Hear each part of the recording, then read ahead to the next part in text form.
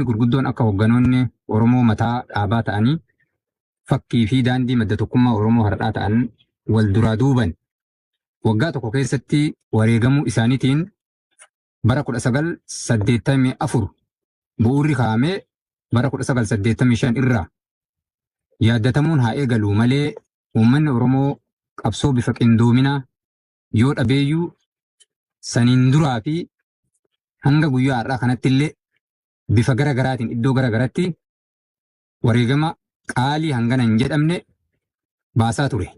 Ijoolleen Oromoo roorroo alagaa jalatti onneen eenyummaa isaanii itti dhagamtu roorroo alagaa jalatti kufanii callisanii hin teenye namni ciisee bule hin jiru.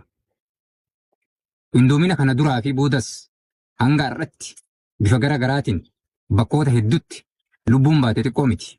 Nuti akkuma saboonni addunyaa tanarra jiranii fi biyyoonni goota saba isaaniif waan guddaa fi dinqii hojjetan guyyaa isaan ittiin yaaddatan qaban keenyas ni qabna ni yaaddanna. Kana akkuma addunyaatti bara baraan guyyaa Ebilaa 15 kana kan warra keenyas yeroo kabajnu jaallan akka Jaal Guutamaa Hawaas, Jaal Magarsaa Barii, Leenjisoo Diigaa, Haji Adam Saaddofii fi Haji Roobalee Turee fa'aa yaaddanna. Elemoo Qulxii fi Ahmad Taqii yookaan Hundee Bareedaa fa'aa yaaddanna. Jaarsoo Xaaxoo, Efreem Adoolafii fi Areeroo Galgaloo fa'aa yaaddanna. Jeneraal Taaddasaa, Koloneel Alamuu Qixxeessaa fi Hayilamaaram Gammadaa fa'aa yaaddanna. Jaal Shoddee fi Jaal Mooyii Tufaa fa'aa yaaddanna. Arroollee Fiichee, Bulgaa Boruu, Kaawoo Qal'aa fi Ittisaa Bukur fa'aa gootota maatii baasan fa'aa yaaddanna. Diinmurii fi Jimaa Jiillee fa'aa yaaddanna. Barattoota Oromoo akka Jaagamaa Badhaanee fi Gaaddisaa Hirphaasaa fa'aa ijoollee ija barattoota Oromoo ta'an fa'aa seenaa isaan hojjetanii fi irratti wareegaman san yaaddannee oolla. Kana keessatti uummata Oromootiif dhaamsi qabu yoo jiraate nuti hogganoonni keessanii fi qabsaa'onni kee siif jirra sirritti si jirra manallee hin jirru baaneti ala dirreerra jirra siif lolaa jirra ati illeensi warra siyaasaa diinota keetifii fi abdii kutattoota ilmaan kee ta'an irraa yeroo yeroon sitti bubbisu osoo hin dhaggeeffatin dammaqiinsa ammayyaawaan nu hordofuu qabda.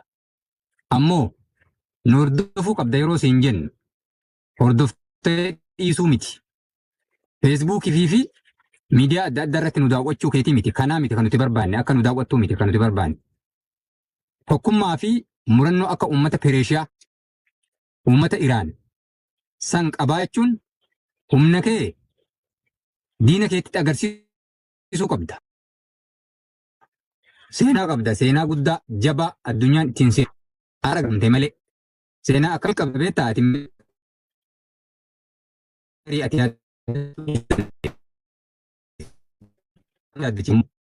jaarraa 15ffaa jaarraa 16ffaa yeroo diinni impaayeroonni garagaraa maqaa amantiitiin impaayeroonni gurguddaan maqaa amantii gurguddaa addunyaa kanaan lama qabatanii sitti duulan. Ka hundumaas hin barbaadu ittiin dura dhaabbatte gaafa humna dhabdellee immoo dhaabbattee madda walaabu. Kan dura Oromoo madda walaabutti waggaa 6 dhaabbattee uf ijaarte leenjifte dargaggoo kan kee. Laafaa kan kee leenjifte laafina isaatiin akka inni itti hojjetutti. Jajjabaa kan kee dargaggoo kan kee hundaa leenjifte. Lola fardaa hooftaadha namni tokkollee hin uumin bara lola sanii wajjin ka deemu. Hooftaa fardaan loluu yeroo jalqabaatiif addunyatti garsiifte.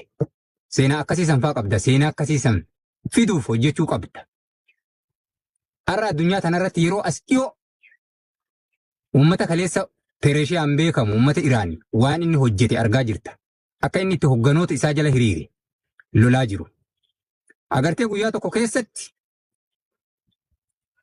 keessatti loltuu barbaanna jedhee yeroo hogganoonni isaanii beeksisa adda addaa baasan loltoota guyyaa xiqqaa keessatti loltoota miliyoona 14 hanga 15tu galmaa'e yaaddatta.